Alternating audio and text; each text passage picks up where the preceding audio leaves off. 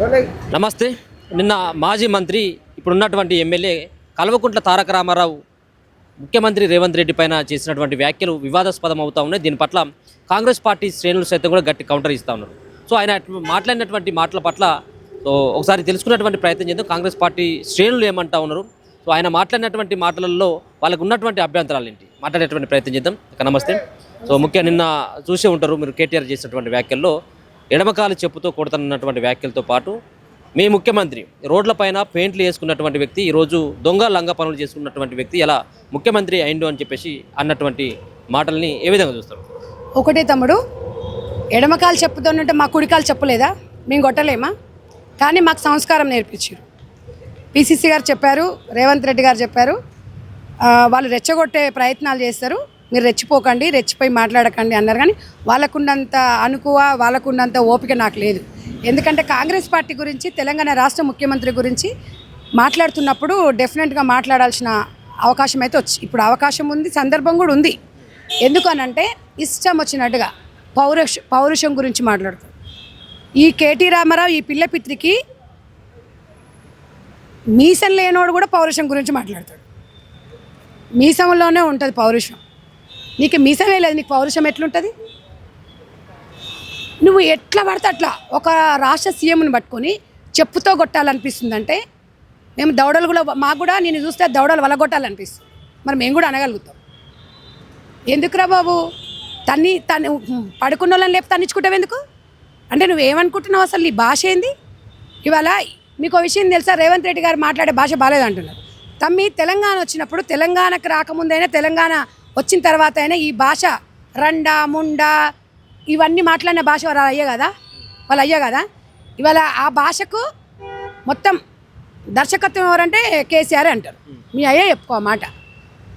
మీరు ఇష్టం వచ్చినట్టుగా మీరు మాట్లాడితేనేమో ఏం లేదు, రాష్ట్ర సీఎం గురించి మాట్లాడితేనేమో మా గురించి మీరు మాట్లాడతారు. మీ భాష మీరు మార్చుకోలేదనుకో. ఇంకొక మాట అన్నాడు, మా అయ్య ప్రెస్ మీట్ పెడితేనే హడలైపోయారు, ఇలా హార్ట్ అటాక్ వచ్చింది, రేపు అసెంబ్లీకి వస్తాడు. మీ అయ్యకు దమ్ముంటే మీ అయ్యని అసెంబ్లీకి రమ్మను, హార్ట్ అటాక్ ఎవరికి వస్తుందో చూద్దాం. ఇప్పుడు మీ ముఖ్యమంత్రి ఆల్రెడీ అంటే గోడలకు పెయింట్లు వేసుకున్నాడు, రోడ్ల మీద పెయింట్లు వేసుకొని రాతలు రాసినటువంటి వ్యక్తి, దొంగ పనులు చేసిన లంగ పనులు చేసినటువంటి వ్యక్తి ఇలా ముఖ్యమంత్రి అయింది అన్నటువంటి మాట కూడా మాట్లాడు. ఇప్పుడు మేము అమెరికాలో బాత్రూమ్లు కడుక్కోండు, పెట్రోల్ బంక్లో పనిచేసిండు. మళ్ళీ నేను ఈడ చదువుకున్నా, నేను ఆడ చదువుకున్నా, గుంటూరులో చదివినా, హైదరాబాద్లో చదివినా, నేను ఈడ చదివినా అంటాం. ఇప్పుడు గోడ మీద పెయింటింగ్ వేసుకున్న తెలంగాణ పౌరుషం రేవంత్ అన్నలో ఉంది. తెలంగాణ కోసం, తెలంగాణ ఉద్యమం కోసం కారుకూతలు కూర్చున్న ఇంటికి రైఫోల్ పట్టుకొని పోయిండు. నువ్వు ఏడ ఉద్యమం కోసం నువ్వు ఊపిరి పోసినవురా? మీ నాయన ఒక మాట అన్నాడు, తమ్మి, తెలంగాణ ఇవ్వండి, తెలంగాణ ఇవ్వండి, తెలంగాణ వస్తే 100% కాపల కుక్క నేను నా ముసలి అని అన్నారు. అనేక సందర్భాలు అన్నాడు. మరి ఈ రెండు ఎడికెళ్ళి వచ్చినాయి? ఒకటి మీరు అన్నీ చూసుకోవాలి. ఈరోజు మీరు కూడా 2 సంవత్సరాలు టైం ఇచ్చినట్టు, మీరేంద్ర మాకు టైం ఇచ్చేది, నువ్వేంద్ర మాట్లాడేది? తెలంగాణ ప్రజలు ఇచ్చిరు మాకు, మీరు ఇవ్వాల్సింది కాదు. మీరు మీ అయ్యే అసెంబ్లీకి వస్తే ఎవరికి గుండె ఆగిపోతుందో అది కూడా మాకు చూడాలని ఉంది. ఎవరి గుండె ఆగిపోతుందో చూద్దాం. అసెంబ్లీకి వచ్చిన తర్వాత మీరు చేసిన అవినీతిని చర్చిద్దాం. తెలంగాణ ప్రజలు చూస్తారు. దానికి తెలంగాణ ప్రజలు సమాధానం. మేము తెలంగాణ ప్రజలకు సమాధానం తమ్మి. మాకు ఇంకా 3 సంవత్సరాలు వచ్చింది. కేటీఆర్ ఓటేస్తానో, కేసీఆర్ ఓటేస్తానో, రేవంత్ అన్న సీఎం కాలే. తెలంగాణ ప్రజలు కోరుకుంటే సీఎం అయింది, తెలంగాణ ప్రజలు వేసిర్రు. వాడు ఇంకొక మాట మాట్లాడింది తమ్ము, మీకు కూడా ఒక ఆధారం చూపిస్తాను నేను. మీరు ఒకసారి ఈ భాష చూడండి.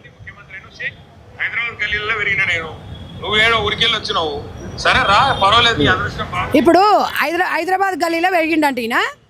నువ్వు ఊరికెళ్ళి వచ్చినావు అంటుండు. నువ్వు ఏడబుట్టినవురా? ఊర్లో పుట్టలేను, చింతమడకలో పుట్టలే. నిన్ను అసలు నువ్వు ఎమ్మెల్యే ఎక్కడి నుంచి అయినావు? నువ్వు సిరిసిల్లైనా.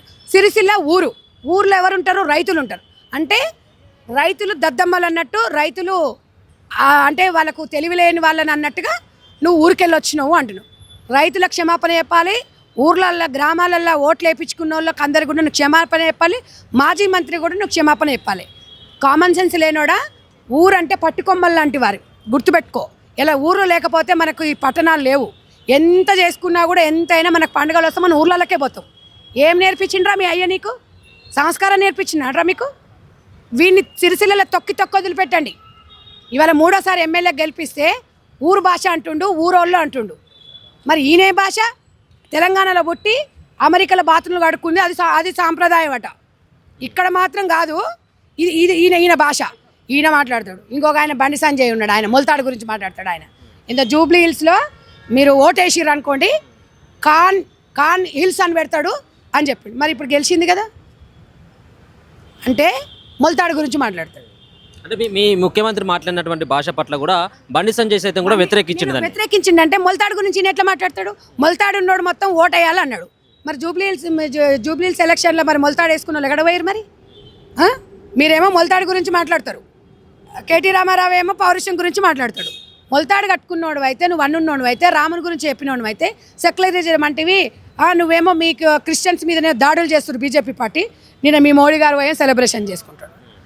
ఇదే మాధవీలత పోయి ఏమో దాంట్లో పోయి నమాజ్ చేస్తుంది. అంటే ఈమె పోయి ఏమో నమాజ్ చేస్తుంది, వీళ్ళేమో కేక్ కటింగ్ చేసుకుంటారు. మళ్ళీ మొలతాడు అంటాడు, మళ్ళీ రాముడు అంటాడు. మసీదులలో వీళ్ళేమో చేసుకోవచ్చు. అంటే నువ్వు ఒకసారి ఇనుతాం, మీ ఒక గల్లీ లీడర్ కన్నా అధ్వానంగా ఎట్లా ఒక సెంట్రల్ మినిస్టర్ ఎట్లా మాట్లాడుతున్నాడు? వీళ్ళు రాముళ్ళ గురించి మాట్లాడతారు, మోడతాళ్ళ గురించి. ఒక పక్కన మా నాయన పేరు చెప్పుకుంటే కాంగ్రెస్ పార్టీ వాళ్ళకు వచ్చినటువంటి ఇబ్బంది ఏంది, మా నాయన తెలంగాణ తెచ్చినటువంటి మగాడు మనగాడు అన్నటువంటి వ్యాఖ్యలు కూడా చేస్తాను. మేమేమంటున్నాము, నువ్వు ఏంది పేమెంట్ సీట్తో వచ్చినావు అన్నప్పుడు మూతి పనులు రాలగొడతారు. మరి జెడ్పీటీసీ అనేది కూడా ఇండిపెండెంట్గా గెలిచిండు రేవంత్ అన్న, ఎమ్మెల్సీ కూడా ఇండిపెండెంట్గా గెలిచిండు. అన్న పదం ఏంది? నేను ఉద్యమం పేరుతోని రాజకీయాలకు రాలేదు, నేను ప్రజలకు ప్రజాస్వామ్య గౌరవంతో ప్రజలకు సేవ చేయాలని నేను గెలిచి వచ్చినా అని చెప్పిండు. మరి ఆ మాట అన్నప్పుడు మరి అయ్య పేరు అంటే మరి నువ్వు అయ్య పేరు చెప్పుకుంటేనే నీకు ఓటు వస్తుంది, లేకపోతే నీకు రాదు. అది నీకు కూడా తెలుసు. నీ అయ్య పేరు చెప్పుకో. కేటీ రామారావు తండ్రి ఎవరంటే కల్వకుంట్ల చంద్రశేఖర్ రావే అంటాడు, కాదని ఎవరు అన్నారు? అది నువ్వు చెప్పుకుంటున్నావు. ఏడ చెప్పుకుంటున్నావు? నువ్వు ఎలక్షన్లకు పోయినప్పుడు మీ అయ్య పేరు చెప్పుకోకు. ఎన్ని రోజులు మీ అయ్య బతుకున్న రోజులు మీ బతుకు. తర్వాత మీరు కేర్ ఆఫ్ ఫుట్పాత్, అది అందరికీ తెలిసిందే. ఇప్పటికి మీ అయ్య ఫామ్ హౌస్లో వండుకుంటే మిమ్మల్ని ఎవరు దేక్తలేడు. కనీసము మీరు ప్రతిపక్ష హోదా కూడా మీరు కూర్చోవట్లేదు. అంటే రేవంత్ను సరిగ్గా వాళ్ళ పెంపకం లేదు, వాళ్ళ తల్లిదండ్రులు కూడా సరిగ్గా పెంచలేదు, రోడ్ల మీద తిరిగేటువంటి వ్యక్తిని సరైనటువంటి పెంపకం కూడా సరిగ్గా లేదు అంటూ కూడా నిన్న ఆయన వ్యాఖ్యలు చేయడం జరిగింది. ఇప్పుడు రేవంత్ రెడ్డి గారు పెంపకం లేని ఇండిపెండెంట్గా ఓటేస్తారా? 2 సార్లు ఎమ్మెల్సీగా జెడ్పీటీసీగా. నువ్వు అయ్యే పేరు చెప్పుకోకపోతే నువ్వు ఎక్కడ ఉన్నానివి? ఇంకొక విషయం తమ్మి, రేవంత్ రెడ్డి గారికి సంస్కారం ఉందా లేదా అనేది తెలంగాణ ప్రజలకు తెలుసు. సీఎం అయ్యిండు. మరి ఈయన కేసీఆర్ పిల్లలు అంటారు, వీళ్ళకి సంస్కారం ఉందా? వాళ్ళు అయ్య చేసిన అవినీతి మొత్తము ఊరు తిరుక్కుంటే బిడ్డ చెప్తుంది. వాళ్ళ అన్న చేసిన లత్కోర్ పనులు మొత్తము వాళ్ళ చెల్లె చెప్తుంది. మరి కేసీఆర్ ఇద్దరు పిల్లలకి ఏం సంస్కారం నేర్పించిండు? రేవంత్ అన్న అన్నదమ్ములు ఎప్పుడన్నా మా రేవంత్ రెడ్డికి ఇట్లా చేసిండు, మా అన్న మమ్మల్ని ఇట్లా అన్నాడు అని చెప్పి వాళ్ళు వచ్చి సొంతంగా మన కేసీఆర్ కడుపులో పుట్టిన పిల్లలే మేము ఇన్ని అవినీతి చేసినాము, మేము ఇంత తెలంగాణ ప్రజలకు ద్రోహం చేసినామని చెప్పి కేసీఆర్ కడుపులో పుట్టిన బిడ్డనే చెప్తుంది. బిడ్డను అదుపులో చేయలేదు. మీకేం సంస్కారం నేర్పించిండు మీ అయ్యా? మీకేం నేర్పించిండు చెప్పు. రేపు జరగనున్నటువంటి ఎన్నికల్లో కొడంగల్ నుంచి రేవంత్ రెడ్డిని ఓడగొడతాం అని చెప్పి సవాల్ విసురుతా ఉన్నాడు. ఇంకోసారి కనుక అసెంబ్లీలో కూడా అడుగుపెట్టడు. ఆయన వచ్చేటువంటి ఎన్నికల్లో ఖచ్చితంగా కూడా ఆయనను ఓటమి ఖాయం అన్నటువంటి తీరుగానే ఆయన మాట్లాడు. ఒక్కటే చెప్తున్నా తమ్మి, గిదే మాటలు గిదే కారుకూతలు కూసిరు. అసెంబ్లీకి వస్తున్నట మంత్రివర్గం సిచ్చు పెడతాడట, గవర్నమెంట్ పడిపోతాడంటే కేసీఆర్ అమ్మ మొగుడు వచ్చినా లేకపోతే వాళ్ళ తాత మొగుడు వచ్చినా ఇంకెవడొచ్చినా రేవంత్ అన్నని ఎవడేం చేయలేడు. ఒక్కడే గుర్తుపెట్టుకో, ఇవాళ తెలంగాణ ప్రజలకు మెయిన్ జవాబుదారి. తెలంగాణ ప్రజల సీఎం రేవంత్ రెడ్డి గారు. మీరొచ్చి టైం ఇచ్చుడేంది, మీరొచ్చి కూడా కొట్టుడేంది? నాకు అర్థం కాలే. ఒకవేళ వీళ్ళకు పేమెంట్ సీట్ అయితే 1,00,000 కోట్లు నీ దగ్గర తెలంగాణ దోసుకురు కదా, సీఎం కావచ్చు కదా. ఈయన రేవంత్ రెడ్డి గారు డబ్బులతో వచ్చిండ్రా? ప్రజలు కోరుకుంటూ వచ్చిండు. ఆయన భాషను ఇష్టపడ్డారు, ఆయన యాసను ఇష్టపడ్డారు, ఆయన నడవడికి ఇష్టపడ్డారు, ఆయన చేసే రాజకీయం ఇష్టపడ్డారు. కేసీఆర్ గారి భాష బాగాలేదు, లేకపోతే కేసీఆర్ చేసే పనులు బాగాలేదు అని చెప్పేసి ఫామ్ హౌస్లో ఉండబెట్టారు. తెలంగాణ ప్రజలకు సీఎంగా 5 సంవత్సరాలు మంచిగా పని చేయలేదనుకో, రేవంత్ రెడ్డి గారిని కూడా ఇంటికి పంపిస్తారు. రేపు జరగనున్నటువంటి అసెంబ్లీ సమావేశాలకు కేసీఆర్ రాబోతా ఉన్నాడు. ఇక ఆయన చూసినట్టయితే అసెంబ్లీలో మరి ఇక కాంగ్రెస్ పార్టీకి సంబంధించినటువంటి మంత్రులకు కానీ ఎమ్మెల్యేలకు కానీ చలిజరువం పుట్టాల్సిందే. ఆయనను రా అని చెప్పేసి ఏదైతే అన్నారో వచ్చిన తర్వాత ఆయన ఎదుర్కొన్నటువంటి దమ్ము కాంగ్రెస్ పార్టీకి ఉన్నది. మరి గందుకే చలిజరం ఎవరికి పుడుతుందో, ఎవరికి గుండె హార్ట్ అటాక్ వస్తుందో ప్రజలకు తెలుస్తుంది కదా.